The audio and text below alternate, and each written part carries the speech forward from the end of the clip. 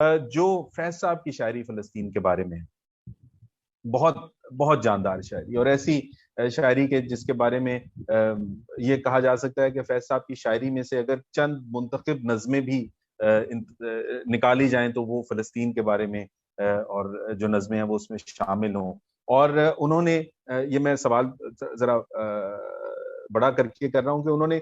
यहाँ पे रहते हुए भी फलस्तीन के बारे में अशार कहे, उनकी एक जज्बाती वाबस्तगी हमेशा से रही। और फिर उन्होंने बैरूत में भी वक्त गुजारा और उस वक्त के अंदर उन्होंने एक जो बर्बरियत थी उसका सामना भी किया, बैरूत पे बमबारी भी हुई। और इस सारे पस मंजर में उन्होंने जो एक एक इस्तिलाह जो 60-70 की दहाई में तो बहुत अहमियत रखती थी, 80 की दहाई तक, और अब आहिस्ता आहिस्ता अफ्रो एशियाई अदब की, उसमें भी पाकिस्तान की एक अहमियत को और उर्दू को दुनिया के नक्शे पर रखा। तो ये जो फैज साहब की फलस्तीन से मुतल्लिक और इस जज्बाती वाबस्तगी के मुतल्लिक कुछ फरमाइएगा। देखिए, फैज साहब इकबाल के बाद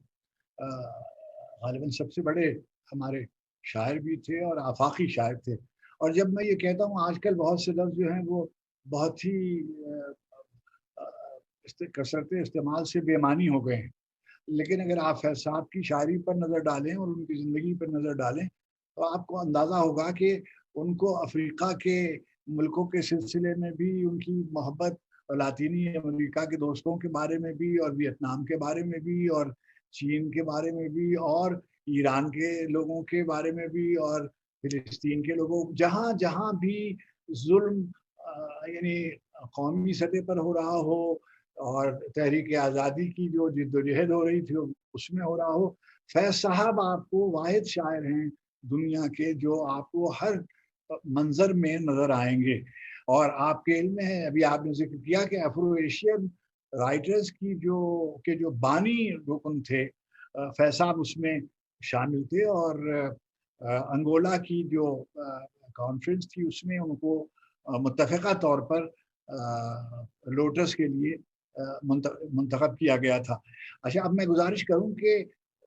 जो फैज साहब की जो सबसे पहली इस सिलसिले की जो नज़्म है, यानी अरब इसराइल कॉन्फ्लिक्ट के सिलसिले में, वो मैं समझता हूँ कि उर्दू की ही नहीं बाहर की दुनिया में भी शायद ही ऐसी बड़ी नज़्म कोई लिखी गई हो जैसी सरे वादी सीना है। अच्छा देखिए, सरे वादी सीना जो है वो फिर बर्फ फरोजा है, सरे वादी सीना है दीद, यानी मैं कहता हूँ कि अगर आप क्राफ्ट और पोएटिक कंटेंट दोनों को मिलाकर किसी बड़ी नज्म का फैज के यहाँ बड़ी नज़में हैं तो जो उनकी फर्ज कीजिए आप 5 बड़ी नज़में मुंतखब करें तो सरे वादी सीना जो है वो उसमें शामिल होगी। और इसमें जिस तरीके से उन्होंने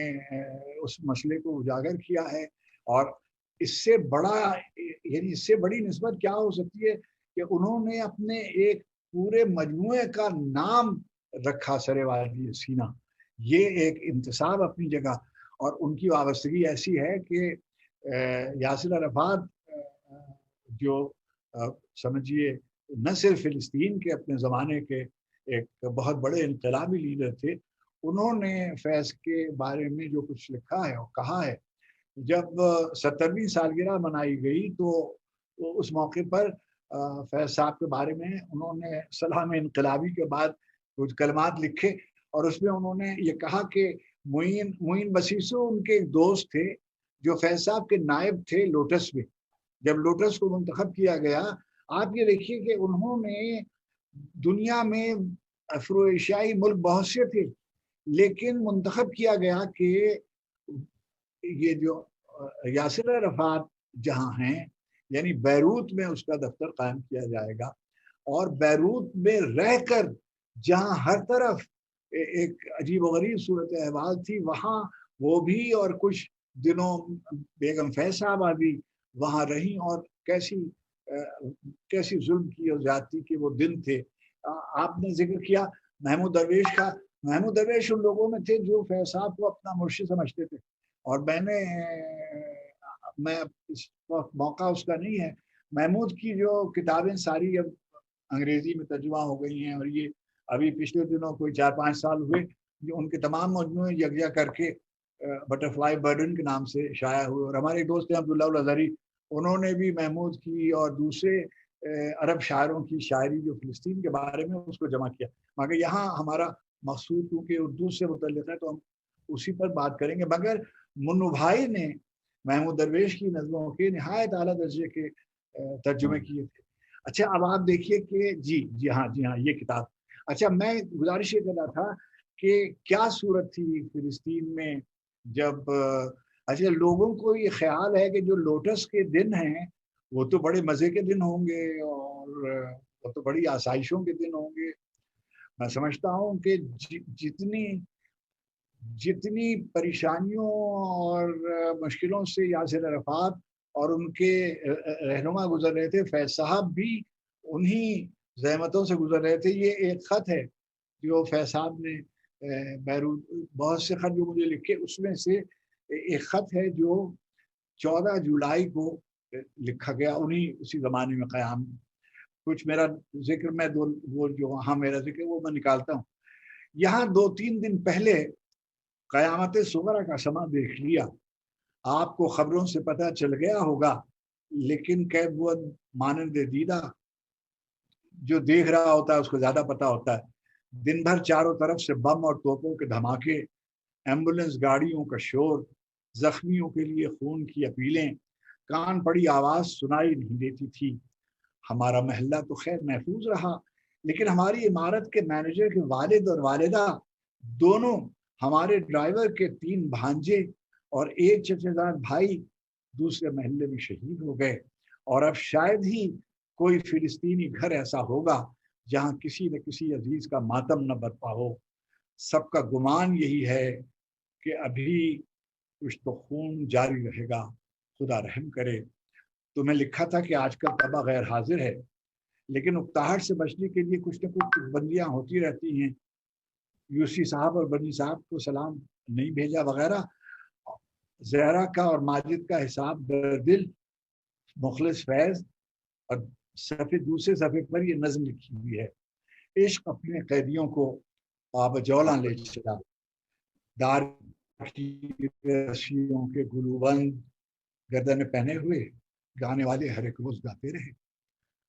दार की रस्सियों के गुलूबंद गर्दन में पहने हुए गाने वाले हर रोज गाते रहे, नाचने वाले धूमें मचाते रहे, पायलें बेड़ियों की बजाते रहे। हम जो इस सफ में थे और न उस सफ में थे, हम जो इस सफ में थे और न उस सफ में थे, रास्ते में खड़े उनको तकते रहे, रश करते रहे और चुपचाप आंसू बहाते रहे। लौट कर आके देखा तो फूलों का रंग जो कभी सुर्ख था जर्द ही जर्द है, गले में कभी तौख का वाहिमा और कभी पाँव में लम्स जंजीर का, और फिर एक दिन इश्क आकर हुई उन्हीं की तरह रसम दर गुलू पाबजौला हमें उसी काफिले में कशा ले चला। फैसा ने 6 नज़में लिखी जो बैरूत के बारे में हैं। अशफाक ने 19 नज़मों की निशानदही भी की है, और अगर आप चाहें तो आप पढ़िए उनकी कोई नज़म। जी, मैं ये यूं ही मेरा जी चाहा कि ये तस्वीर भी दिखाई जाए जो फैज साहब और यासिर अरफात के साथ एक तस्वीर है फैज साहब की जो वाबस्तगी थी। मैं उन नज़मों की तरफ आता हूँ। अगर सलीमा हाशमी साहब आपके लिए मुमकिन हो, आप भी कुछ कहना चाहें इस या शिरकत करना चाहें हमारी नशिस्त में, तो हमारे लिए बड़े एजाज की बात होगी। तो सुनने आई थी, क्योंकि मेरे ख्याल में उनसे बेहतर कौन जानता है बैरूत के दिन। मैं थोड़े दिनों के लिए गई थी बच्चों को लेकर, लेकिन वो ज़माने फिर भी कदरे बेहतर थे कि भाई शाम को अब्बा सैर को निकलते थे तो हम लोग बच्चों के साथ घूमते होते थे। लेकिन कभी कभी जब बम फटने की आवाज़ होती थी तो फिर हम खिड़की में खड़े उनका इंतज़ार करते रहते थे। तो लेकिन मेरे ख्याल में उन्होंने जितने इफ्तिखार आरिफ साहब को ख़त लिखे और वो कैफियत जिस तरह से बयान की, उनसे बेहतर कौन जानता है। मैं तो उनको सुनने के लिए, लेकिन ये ज़रूर है कि इन दिनों मैं बार बार वो फिलिस्तीनी बच्चे के लिए जो लोरी लिखी है वो पढ़ रही हूँ और पढ़ी नहीं जाती। सच कहें, अरे पढ़ी नहीं जाती। बिल्कुल। میں جی ایک چھوٹی سی بات میں آپ کو سناؤں کہ تیونس کی جو اپرویشن رائٹرز کانفرنس میں فیض صاحب کی رہنمائی میں اس کو ہونا تھا، مگر فیض صاحب رخصت ہو گئے، اور وہ لیکن انہوں نے نامزد کیا تھا تو وہ صفدر میر صاحب اور بیگم فیض صاحبہ کو وہاں تشریف لے جانا تھا، اور ایسے ہی مجھے بھی پیچھے فیض صاحب مجھے ایسے شامل کر دیتے تھے تو میں بھی چلا گیا وہاں۔ میں ایک واقعہ آپ کو سنانا چاہتا ہوں۔ وہ آخری بڑی کانفرنس تھی جس میں میں نے بھی شرکت کا موقع مجھے میسر آیا، تو ہم یعنی میں تو میری عمر چھوٹی بھی تھی اور مجھے حجاب بھی تھا، اور ماما تھی صاحب بیگم صاحبہ فیض صاحب شامل تھی، تو میں وہ آگے، اور وہ بھی بہت ہی اپنے آپ کو شہرت سے علیحدہ رکھتی تھیں اور پیش بھی۔ اچھا، اب وہ تقریب جو افتتاحی اجلاس تھا اس میں یاسر عرفات بھی تھے، اور سفیر جو اس وقت صدر مملکت تھے زین العابدین، وہ بھی تشریف لائے ہوئے تھے۔ اچھا، اب جب ہم لوگ جا رہے تھے تو ان کو جا کر یاسر عرفات کو اور زین العابدین احمد کو کہا گیا کہ بیگم فیض آئی ہوئی ہیں۔ آپ یقین کیجئے گا دونوں رہنما جو تھے وہ، اچھا ظاہر ہے کہ میں تو اپنی اوقات حیثیت سے پیچھے گویا بیٹھا ہوا تھا، مگر وہ مجھے بس عذرائے کرم اپنے ساتھ رکھتی تھیں، تو وہ آئیں اور انہوں نے جس طرح سے بیگم فیض کو سراہا، اور پورا ہال جو تھا جب بتایا گیا کہ بیگم فیض احمد فیض یہاں تشریف فرما ہے تو تمام ہال نے اٹھ کر ان کو، جس کو کہتے ہیں نا اسٹینڈنگ اوویشن، وہ دیا۔ اچھا، اس کے بعد ہم لوگ وہاں سے نکلے تو انہوں نے فرمایا کہ ابو جہاد ایک بہت بڑے یاسر عرفات کے دستراز تھے، اور اسرائیلیوں نے ان کو سمندر سے آ کر ان کو ان کے گھر میں شہید کر دیا تھا۔ تو اچھا ظاہر ہے کہ میں تو ان سے نہیں واقف تھا جیسے ذاتی طور پر، لیکن ماما ان سے واقف تھی، تو مجھے کہنے لگی کہ افتخار مجھے چلو 2 جگہ ہمیں جانا ہے۔ معین بسیسو جو فلسطین کے محمود درویش کے ساتھ کے سب سے بڑے شاعر تھے، کہ ایک تو معین بسیسو کی بیوہ سے ملنا ہے اور ابو جہاد کے گھر مجھے جانا ہے تعزیت کرنا۔ آپ یقین کیجئے گا میں نے پاکستان کا سفیر، میں ان کا نام نہیں لینا چاہتا، کہ کوئی ان کو جاننا نہیں چاہ رہا تھا، وہاں بہت سے ملکوں کے سفیر بیٹھے ہوئے تھے، خود صدر مملکت آئے ہوئے تھے تیونس کے، مگر جیسا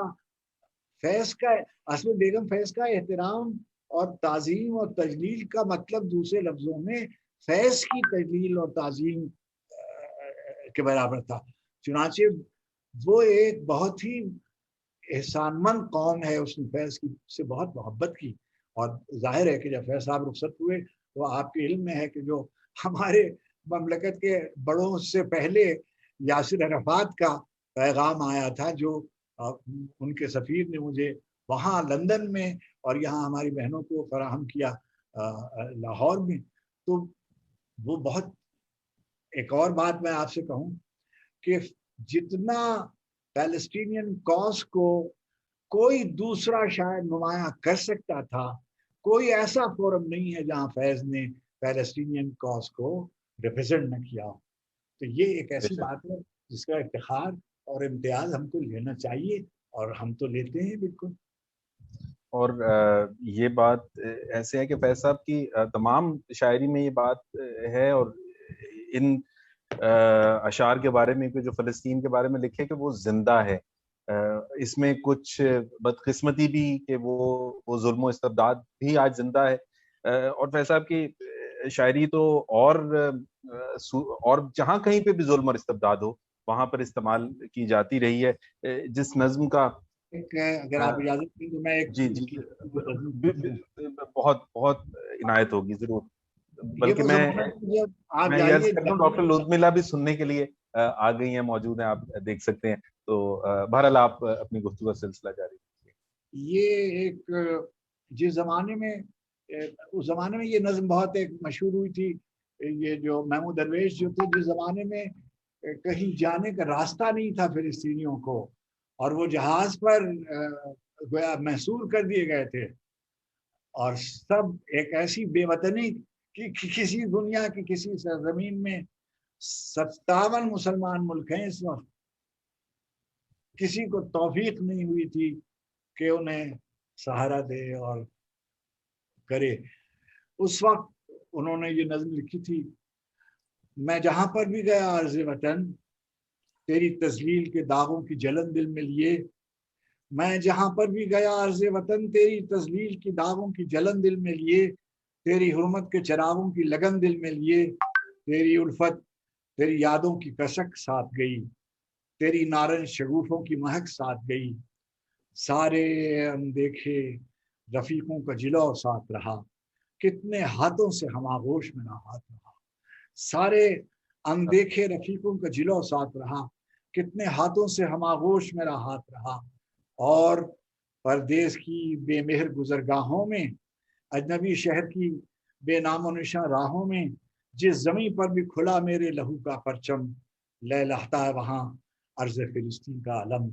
جس زمین پر بھی کھلا میرے لہو کا پرچم، لہلہاتا ہے وہاں عرض فلسطین کا علم، تیرے آدھا نے کیا ایک فلسطین آباد، تیرے آدھا نے کیا ایک فلسطین آباد، میرے زخموں نے کیے کتنے فلسطین۔ میں آپ سے گزارش کروں، پڑھ تو میں رہا ہوں، مگر میں نے پورے وقت جب میں یہ پڑھ رہا ہوتا ہوں تو میری آواز پر فیض صاحب کی گھلاوٹ اور فیض صاحب کی مٹھاس اور ان کی نرمی اور ان کا گداز تو میرے لب و لہجے میں آ بھی نہیں سکا، مجھے نصیب نہیں۔ تو میں سن رہا ہوتا ہوں اور اندر سے احساس کمتری کا بھی شکار ہو رہا ہوتا ہوں اور احساس تشکر کا بھی شکار ہوتا ہوں کہ یہ میری سعادت تھی کہ مجھے یہ نظم بھی، یہ جس کا بھی سلیمہ نے ذکر کیا، بہت لوریاں لکھی گئیں دنیا میں، لوریاں للابائز تو بے شمار ہیں ہر قوم میں ہر ملک میں، لیکن ایسی لوری کس کو لکھنا نصیب ہوئی ہوگی۔ مت رو بچے رو رو کے ابھی تیری امی کی آنکھ لگی ہے، مت رو بچے رو رو کے بھی تیری امی کی آنکھ لگی ہے، مت رو بچے کچھ ہی پہلے تیرے ابا نے اپنے غم سے رخصت کی ہے، مت رو بچے تیرا بھائی اپنے خواب کی ٹٹی پیچھے دور کہیں پردیس گیا ہے، مت رو بچے تیری باجی ڈولا پرائے دیس گیا ہے،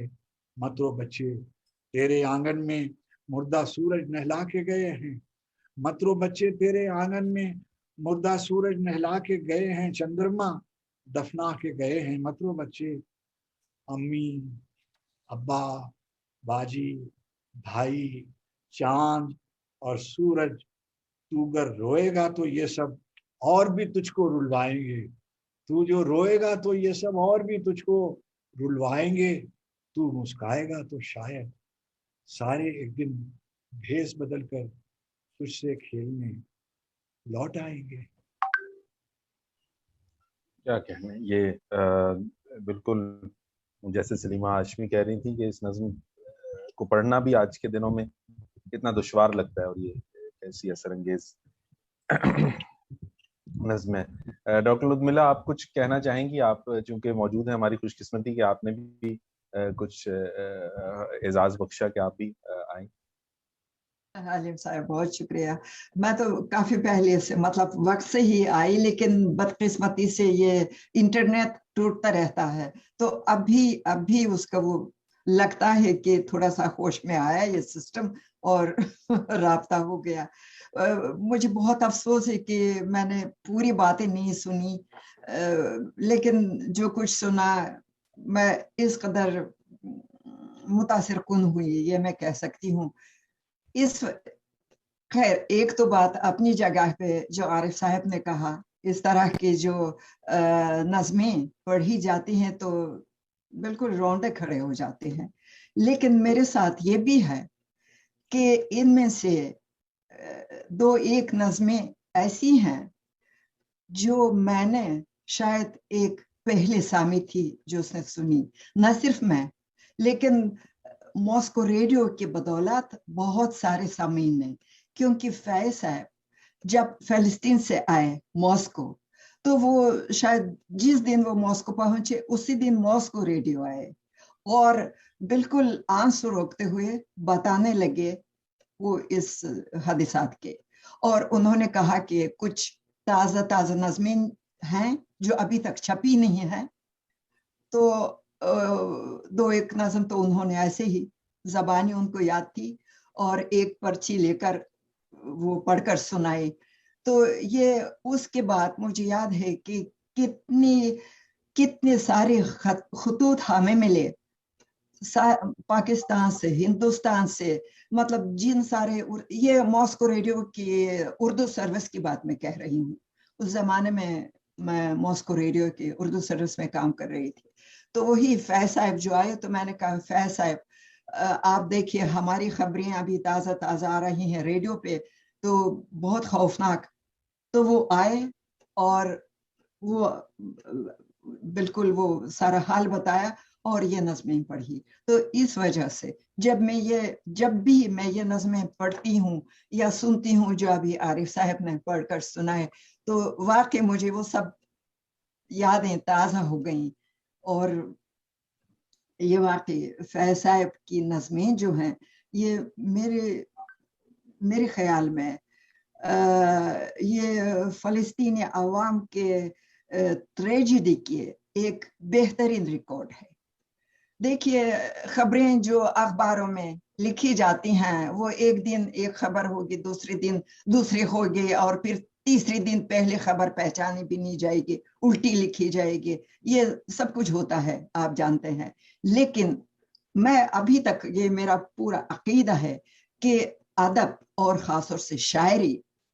वो जो रिकॉर्ड करते हैं वाक़यात के, जो शायर या अदीब के जज्बात का इजहार है, ये सबसे मुसन्नत और सबसे सही रिकॉर्ड है, जो कभी मिटाया नहीं जाएगा, जो झुटलाया नहीं जाएगा, जो झुटलाया नहीं जा सकेगा। अब देखिए, अभी अगर हम इंटरनेट की खबरें देखें तो ये फ़लस्तीनी आवाम की जितने वो हादिसात थे, आपको याद है, फिर मेरे ख्याल में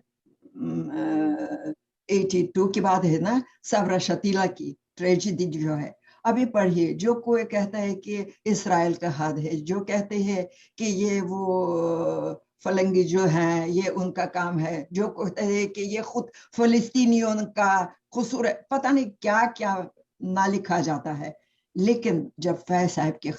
नज़में आप खोल कर देखें, तो मेरे ख्याल में फिर कोई भी मास मीडिया की कोई भी खबर इस सच्चाई को झुटला नहीं सकते, क्योंकि जो शायर के जज्बात जिस तरह ये वाक़े को सब्त कर देते हैं तारीख पर, मेरे ख्याल में वो कभी ये रिकॉर्ड नहीं बदलेगा। तो बहुत खूब, बहुत नवाजिश, आपने बहुत अच्छा नुक्ता भी बताया, अपनी याद भी बताई, और हमारे लिए बड़ी खुशी की बात होती है कि आप मॉस्को से हमारे लिए वक्त निकालती हैं और शिरकत करती हैं। इफ्तिखार साहब, आपकी इजाज़त से